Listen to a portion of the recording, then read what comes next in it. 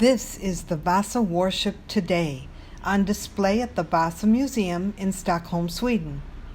Though some parts, such as its masts and rigging, were reconstructed, most of the ship we see today is original.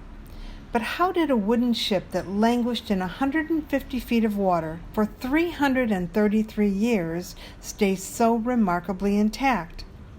Thousands of iron bolts that held the ship together quickly decomposed. The wooden sculptures fell off and were buried in mud, where they were so well preserved that the original paint is still visible in places. The hull itself remained intact because shipworms that devour wrecks in warmer, saltier seas are not present in the cold, brackish waters of the Baltic Sea.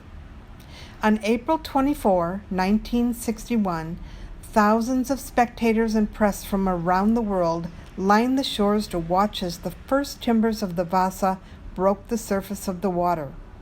Among them was my guide for the day, Ewa Ogren. Though she was just a child at the time, the raising of the Vasa made an indelible impression on her, as she relates. On the 24th of April 1961, I can assure you, there were thousands and thousands of people in the harbor. And you were one of them. And my parents and my son, we were there. And I'm so happy, and I can see it in front of me still today, to see that ship coming up on the water surface again after 333 years.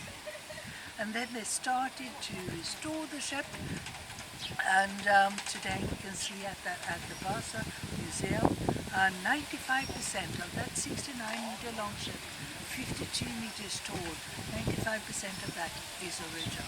And nothing like that is to be found anywhere in the whole world.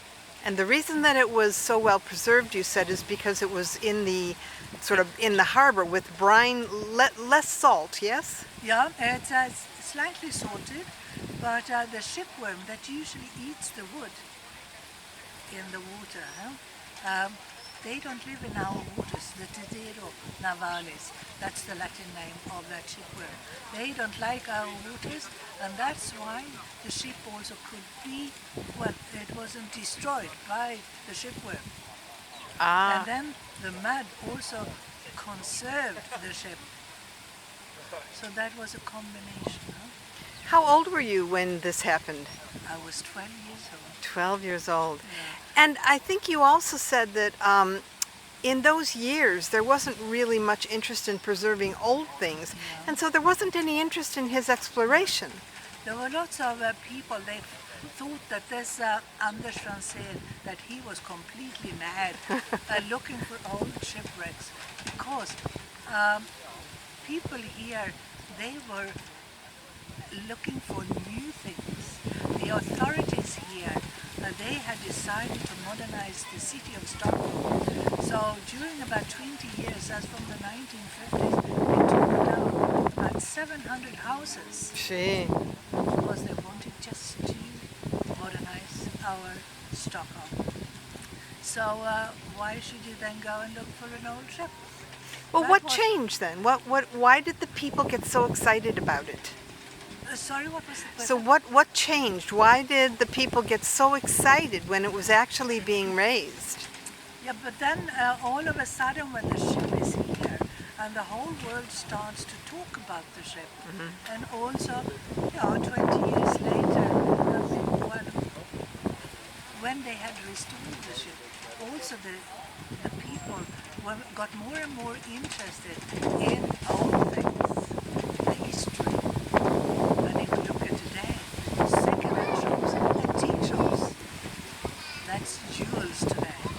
So the environmental thinking has also changed.